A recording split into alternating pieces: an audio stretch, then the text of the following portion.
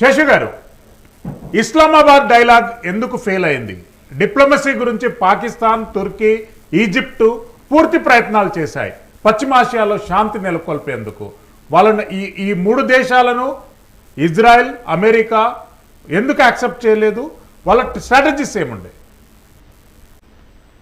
శ్రీశైలం గారు, ఇప్పుడు ఈ చర్చల్లో కీలకంగా పాల్గొంటున్నది అమెరికాకి సంబంధించినటువంటి ఒక రాయబారి, ట్రంప్ కి చాలా దగ్గర మెంట్కాప్ పాల్గొంటున్నట్లుగా మనకు తెలుస్తుంది.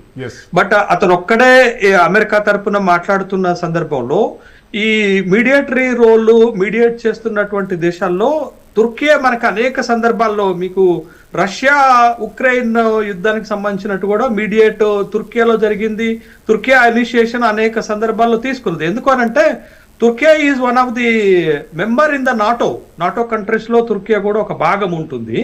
కాబట్టి ఆ చొరవ, ఆ ప్రయత్నాలు చేసేటటువంటిది వాళ్ళు గతంలో చేశారు.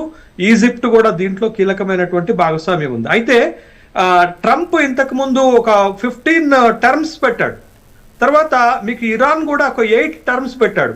ఇది ఎట్లా కనపడిందంటే నాకు వాళ్ళు పెట్టినటువంటి టర్మ్స్ చూస్తే, మహాభారత యుద్ధం జరుగుతున్నప్పుడు శ్రీకృష్ణుడు దుర్యోధనుడి దగ్గరికి రాయబారానికి వస్తాడు. రాయబారానికి వచ్చి 5 ఊళ్ళు ఇచ్చిన పాండవులు సంధికి సిద్ధంగా ఉన్నారు రాధయ్య అని చెప్తే, దుర్యోధనుడు అంటాడు, నావి కానివి నాకు లేనటువంటి వాటిని ఇచ్చి అడిగి రాధేయుడు 5 ఊళ్ళు ఇచ్చి 5 ఊళ్ళు కూడా ఇవ్వనటువంటి దుర్మార్గుడుగా చేయటానికి మీ ప్రయత్నం చేస్తున్నారు, అది ఎలా సంధి కుదిరే మార్గము అని చెప్తాడు అన్నట్టు. ఇక్కడ కూడా డొనాల్డ్ ట్రంప్ ఒక 15 టర్మ్స్ పెట్టిన దాంట్లో ఇరాన్ కి అన్ని ఏవి ఒక్కటి కూడా ఫేవర్ లేనప్పుడు, ఇరాన్ ఇంత కోల్పోయిన తర్వాత, ఇంత యుద్ధంలోకి వచ్చిన తర్వాత, ఇంత సంసిద్ధంగా ఉన్న తర్వాత ఎందుకు ఒప్పుకుంటది ఇరాన్?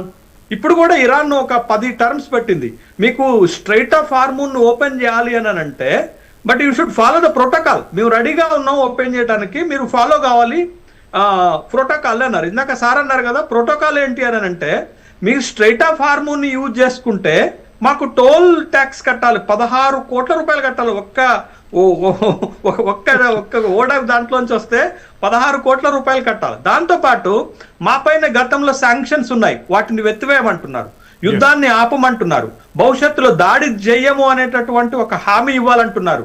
తర్వాత ఇప్పటి వరకు జరిగినటువంటి నష్టపరిహారాన్ని కూడా కట్టాలని అంటున్నారు. అంటే ఎట్లా ఈ టర్మ్స్ అండ్ కండిషన్స్, ఇరాన్ పెడుతున్న కండిషన్స్ చాలా స్పష్టంగా ఉంటే, మీరు అమెరికా పెడుతున్న కండిషన్స్ స్పష్టంగా లేవు. అది ఇరాన్ సార్వభౌమత్వాన్ని దెబ్బతీసేటట్టుగా ఉన్నాయి. కాబట్టి ఇరాన్ ఒప్పుకోవట్లేదు వాళ్ళు పెట్టినటువంటి కండిషన్స్ కి. అలాంటప్పుడు సంధి ఎలా కుదురుతుంది, ఎవరు మీడియేట్ చేసిన యుద్ధం ఎలా ఆగుతుంది అనేది ఒకటైతే, మీరు చూడండి ఇరాన్ దగ్గర స్ట్రైట్ ఆఫ్ హార్మూన్ తో పాటు ఇంకొక వెపన్ ఉంది, ఇంకా దాన్ని ఓపెన్ చేయలే వాళ్ళు, అట్లనే పెట్టుకున్నారు. ఎందుకు అనంటే యుద్ధ తీవ్రతను బట్టి దాన్ని వాడాలనేటటువంటి ప్రయత్నం చేస్తున్నారు వాళ్ళు. అదేంటి అంటే బాబ్ ఎల్ మాండెబ్, దాన్ని కూడా వాళ్ళు క్లోజ్ చేస్తే అక్కడ మీకు రెడ్ సీకి, అరేబియన్ సీకి ప్యాసివ్ కలిపేటటువంటి దగ్గర హూతీలకు పట్టు ఉంటుంది. అక్కడ హూతీ ఎవరు? ప్రాక్సీ ట్రూప్స్ ఆఫ్ ది ఇరానే కదా. బట్ వాళ్ళు దాన్ని, హూతీలను గనక యుద్ధంలోకి తీసుకొచ్చి మీరు ఆ స్ట్రైట్ ఆఫ్ దాన్ని కూడా క్లోజ్ చేస్తే ప్రపంచం మొత్తం ఇంకా ఇబ్బందులు ఎదురవుతాయి. ఇప్పుడు ఓన్లీ మనకి గ్యాస్, పెట్రోలియము, ఆయిల్ ఇబ్బంది ఎదురవుతుంటే, మీకు బాబెల్ మాండెబ్ను గనక మూసివేస్తే ఆహార పదార్థాల కొరత ఏర్పడుతుంది, మ్యానుఫ్యాక్చరింగ్ గూడ్స్ కొరత ఏర్పడుతుంది, తర్వాత వీటితో పాటు ఈ ఆయిల్ కొరత కూడా ఏర్పడుతుంది. అంటే తీవ్రత మరింత పెరిగేటటువంటి అవకాశం ఉంటుంది. ఇప్పుడు ఎప్పుడు అమెరికా ఇరాన్ పైన పైచేయి సాధిస్తుంది అనంటే, వన్, సౌత్ ఫార్స్ ని డిమాలిష్ చేయటం ఒకటి, రెండోది వాళ్ళకు ఉన్నటువంటి దాన్ని కర్గ్ ఐలాండ్ ని పట్టు సాధించటం, మూడోది స్ట్రైట్ ఆఫ్ హార్మూన్ ని వీళ్ళ సైన్యంతో ఓపెన్ చేయించుకోవటం. బట్ ఇవి సాధ్యమయ్యేనా? ఇవి సాధ్యం కాకుండా మీరు ఇరాన్ పైన పట్టు సాధించలేరు.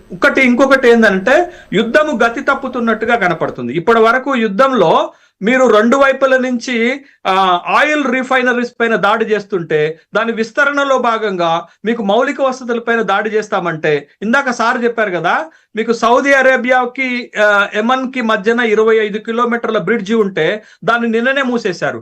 మీరు దాడి చేస్తే ఇరాన్ దాడి చేయదా? ఇరాన్ ఇప్పటికే గల్ఫ్ కంట్రీస్ లో ఉన్నటువంటి అమెరికా సైనిక స్థావరాలను చాలా ఇబ్బంది పెట్టాయి, చాలా డిమాలిష్ చేసినటువంటి సందర్భం కూడా ఉంది.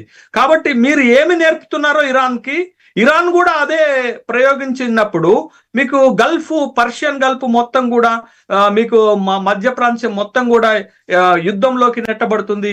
అది ప్రపంచం మీద ఎంత ప్రభావం పడుతుంది అనేటటువంటి విషయాన్ని గమనించాలి కదా. కాబట్టి ఇక్కడ అమెరికానే యుద్ధం ప్రారంభించింది, అమెరికానే యుద్ధం ముగించాల్సినటువంటి అవసరం ఉంది అనేది ఇరాన్ చాలా స్పష్టంగా చెప్తున్నటువంటి మాట. ఆ యుద్ధాన్ని ఎగ్జిట్ పాయింట్ ఏంటనేది ట్రంపే ప్రకటించాల్సినటువంటి అవసరం ఉంది. ట్రంప్ ఎంత అసహనంతో ఉన్నాడు శ్రీశైలం గారు మనం చూసాం కదా.